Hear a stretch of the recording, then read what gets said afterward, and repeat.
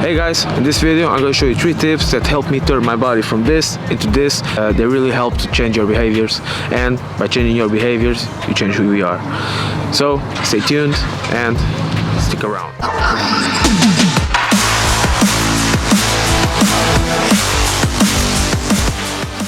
Hey guys, my name is Roger, fitness coach from Cut for Fit, and I'm here to tell you through my own experience what you can do, the tips and tricks to build your very own fitness lifestyle.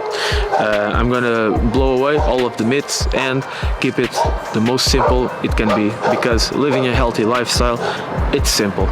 So I want to start with telling you a little bit of a story of mine where I was a fitness instructor on a boat, and I used to count every goddamn macro, every goddamn last gram of protein, every ounce of fat, everything. And I was overcomplicating things.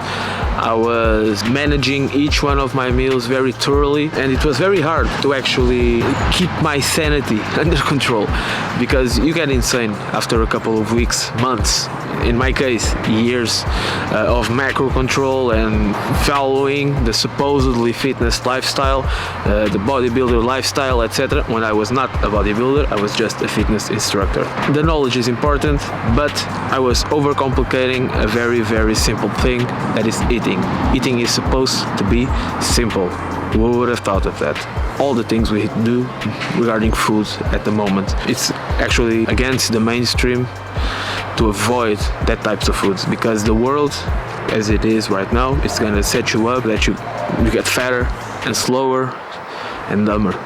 There are some compromises that need to be handled. There are some things that you can do to make those compromises easier to make. That's the main topic of this video. I'm going to show you 3 tips that will surely work to help you reach your fitness lifestyle. So, tip number 1, water. Water is an appetite suppressant between meals. Your stomach is full, you don't feel as much hunger during the time between you eat your lunch and your afternoon snack, and allows you to keep a balanced sense of hunger. If you're not hydrated, you're gonna have an empty stomach. An empty stomach will give you a signal of hunger when it's probably not hunger. You're probably not hungry at all, you're just a little bit thirsty and dehydrated. By consuming water thoroughly throughout the day, you're gonna stay more satiated. It's very, very simple.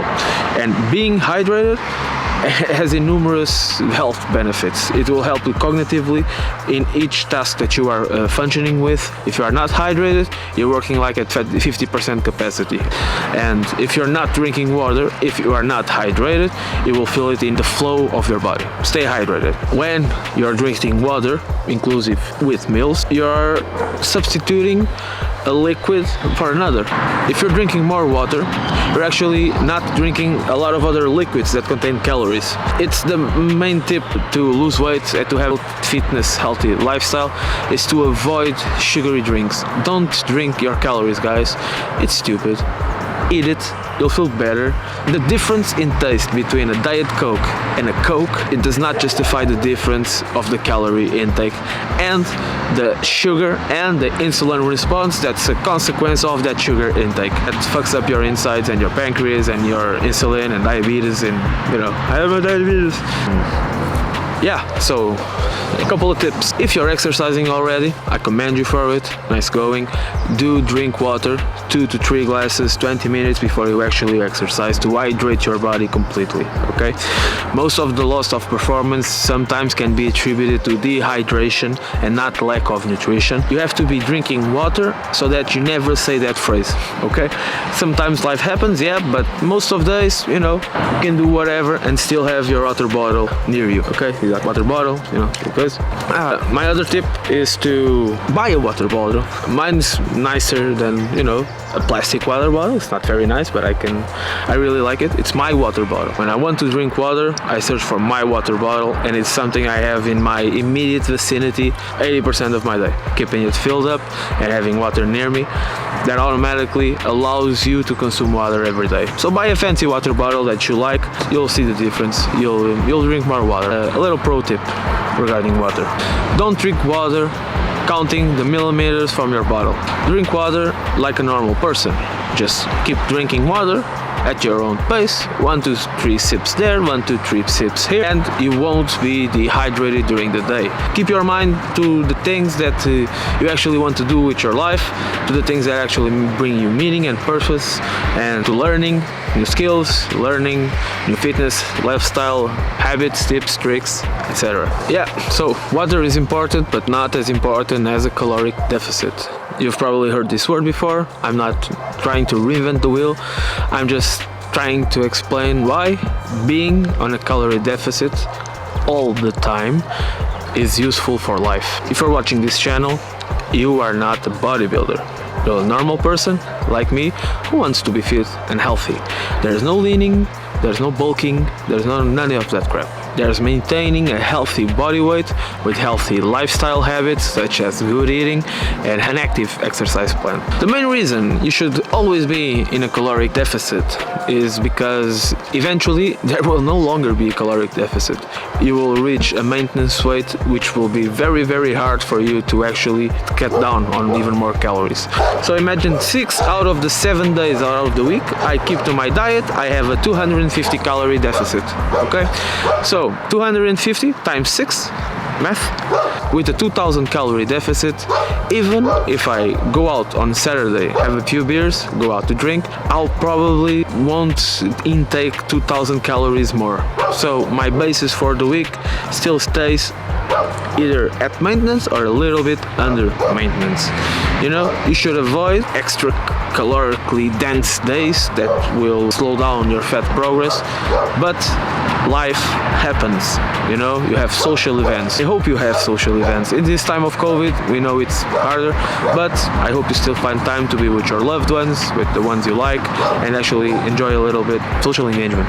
If you are always on a caloric deficit, when life happens, when you have a dinner, when you have a party, when you have a social event, a work event, you don't want to be the bodybuilder guy with the Tupperware eating chicken breast. No, enjoy your damn life. It's the reason, it's the main motive why we want to be healthy and fit, is to enjoy life. Looking good, it's a part of being able to enjoy life to the fullest, but it's only a part of it. The physique, it's only a part of your self-esteem. If your physique is everything to you, if every little bit of happiness is dependent on your physique, I'll see you in 20 years and you'll be a miserable fool. A physique is just your body. Your body is not you. Focus on what is important here. It's enjoying life. And to enjoy life and stay true to your fitness goals, you should maintain a caloric deficit so that you have a buffer when those times happen. And when they don't happen, when you have 1 or 2 weeks where there's no social events, you're cutting down slowly. And even if you do come up with a certain event, it won't blow you out of proportion. A small calorie deficit, it's attainable for everyone and for every type of eating. Sacrifices have to be made, don't get me wrong, but the main goal is not to restrict types of foods, maybe the amounts, but keep everything available to you.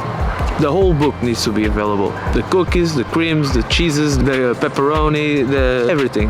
The pizza, the lasagna, everything should be accessible for you. Every food for each one of us is very important, and we'll discuss more on the topic, but people underestimate how fucked up it is to restrict food.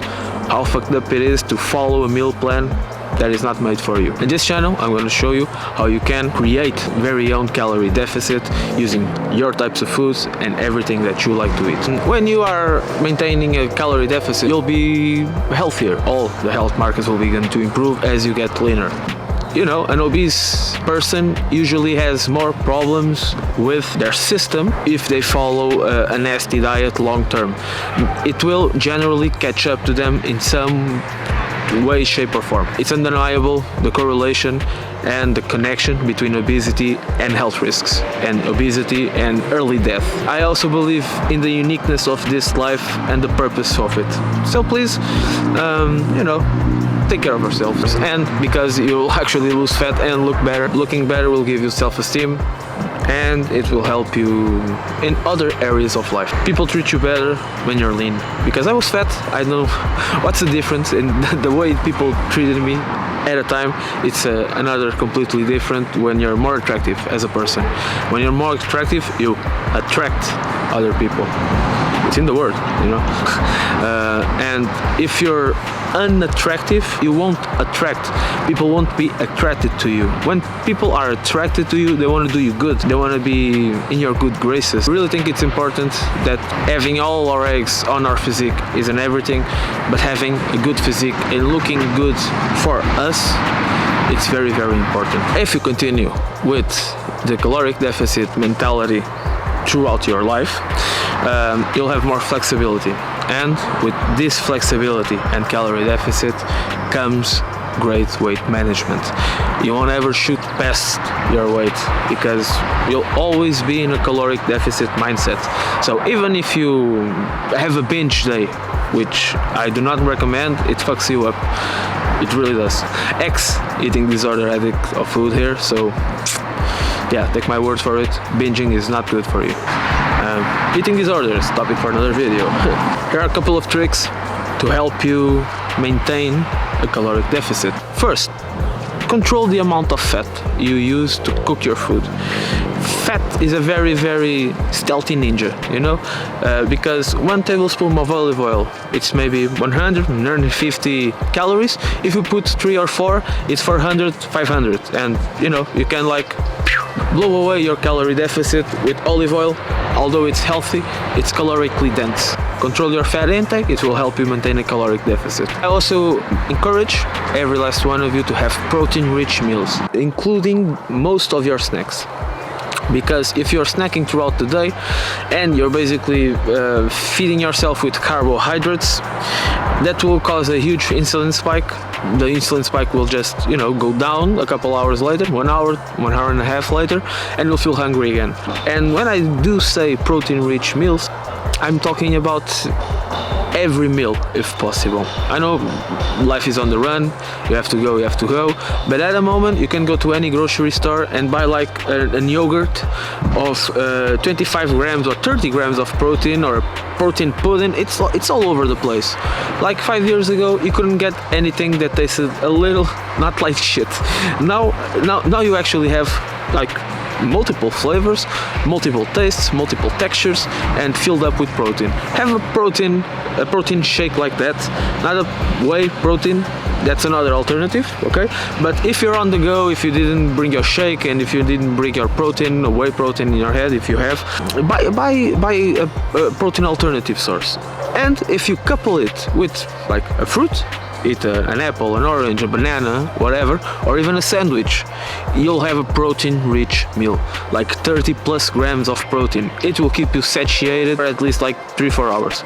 Meat, fish, eggs, dairy if you're tolerable to it, whey protein, which is dairy, peas, spinach, chickpeas, beans, soy. You have a lot of options to increase your protein intake. Last but not least, in order to remain in a caloric deficit, you should be strategic with your carbs.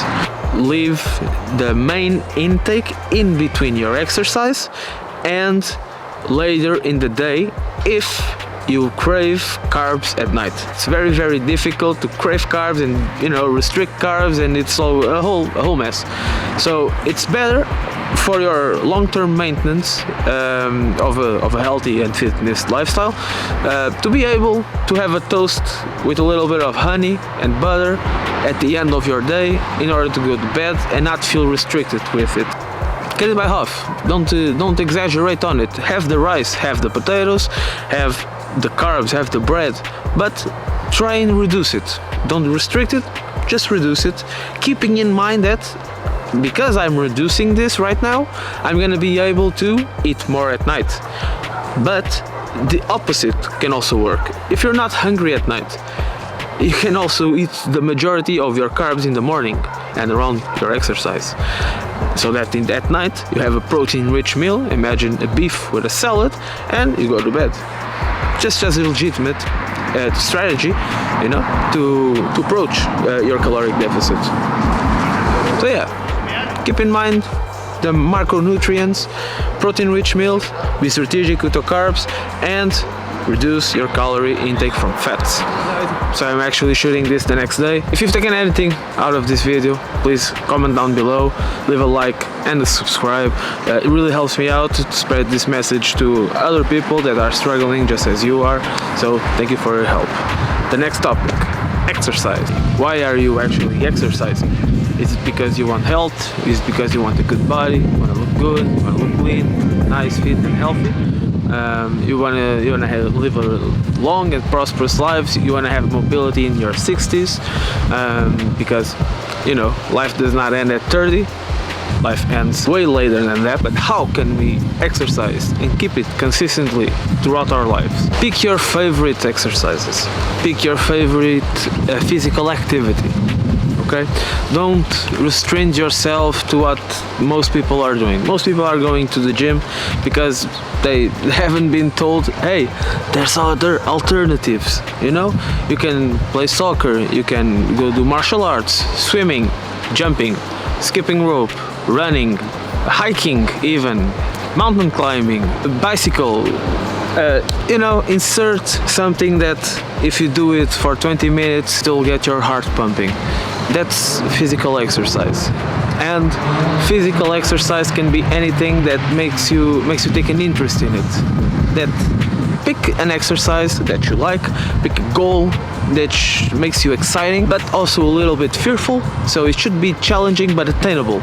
Okay, you'll find yourself wanting to go for it, not too overly afraid that you'll be paralyzed to do it. You've picked your exercise, attainable but challenging goal. If you take these two and put it in a threesome with a community, it's the holy trinity of keeping your exercise, at least at the beginning. You can involve yourself in activities or a community online, so it doesn't have to be physical presence with other people. You know, if you're doing martial arts, there's probably 3 or 4 more training partners as you have. You'll reap more benefits out of the whole experience of the exercise if you dive right into it. Either communities online on Reddit for your particular sport, other people are already discussing and talking about it with passion, with interest, just as much as you, or even more sometimes. Involve yourself in social situations where you can involve yourself with those kind of people with the same tastes. And that will help you tremendously, at least in the very beginning, the first few months, to keep some accountability exterior to you. If you take these 3 ingredients, you know, it will help your sustainability in exercise for a long time, and you'll reap the benefits out of exercise. The benefits shouldn't be underestimated in any way, shape or form, because as soon as you begin to exercise, you'll automatically feel your self-esteem going up. You've done something that's difficult, but that's also very nice for you, for your body, for your health, mind, spirit, everything. You're doing something that most people don't even try to do, and it will make you feel good. It will make you have a more esteem towards yourself. That's the word, self-esteem, and that will translate in other areas of your life. It will translate in the way you carry yourself, in the way you view yourself in the mirror, and the way you view yourself, it's the way other people are gonna perceive you. Always looking at the ground, not being able to hold a conversation with someone. People will know that you are insecure by what you're transmitting to your non-verbal body language, or even to your verbal language. What's the perception that you have of yourself? And if you exercise and do other positive habits like eating correctly, meditating, working on your goals and ambitions, and working on a project, working on a creative outlet. If you exercise, you're gonna have more energy. We tend to think, I'm gonna be exercising, I'm gonna be tired. Yeah, maybe for an hour, but after, you know, your body level recuperates from the exercise, and later on you're gonna have more energy. You're gonna sleep better, which is gonna give you more energy. And this positive feedback loop feeds on itself, and this makes for a productive week, which turns into a productive month, which turns into productive years, which turns into a productive active life. If that's something you want to aim for, there's so much good in each and every one of us to give to the world. Each and every one of us is unique, and if that uniqueness is not expressed and materialized into the real world, people are gonna miss out on you, and don't let them miss out on you. You are important and you matter, and don't let anyone tell you differently, okay? We have a boost in self-esteem, we have a boost in energy. What other area of our life are we gonna have a boost on? Well, others, but in this case, discipline. And discipline is applicable in all areas of life, even social situations. If you want to go on a date, but you're feeling kind of down, or not feeling kind of up to it, you can postpone the date and, have the other significant half tell you, no, you didn't want to go with me, now I don't want to go with you. Something like that, and fuck you. Or you can okay, I made the commitment for the date, or the friend, or the event, and I'm gonna own up to my decision, and I will go. This is an example of discipline. Another example of discipline is I have a work assignment to do, or I have a project I want to get it done, and I made a commitment to myself that I will do it. And if there is no practice of discipline in your life up until now, exercise is the very beginning of it, and it's something that it will require discipline sometimes. It will not always feel good or intuitive or correct to go. You will always reap the benefit of an extra experience point in discipline. If you view life as a game, discipline goes up by 1 every time you commit yourself and you act upon it. On the other side of the spectrum, if you don't act upon your discipline habits, you will lose 1 point of discipline, because that habit of failing towards your commitment to yourself and lacking the discipline to do so will also compound on itself. So you want to be more disciplined than not, because every time you are, you can experience points. Every time you're not, you lose them. Exercise and being consistent with exercise will keep adding experience points in discipline, and in other areas of your life it will reach a compounding effect where it will be noticeable that you can actually stick to your goals, that you can actually stay on track with what you commit with yourself. Little bonus tip: thank you for watching until the end of the video. I hope you've reaped something from it. I hope it makes some things clearer, some things maybe not so clear, but make you think. It's okay. I like thinking people, and I like make people think. One last thing before we go: always start with why. And this is for anything in life. Have a reason to do things. It sounds obvious, but it's not. Write your reasons to do it. Why do you want to do it? Why would you not want to do it? And is it worth doing it? Most good things in life are worth doing besides the negatives. If you write why you're doing things, other than keep it in your head, it will make them real.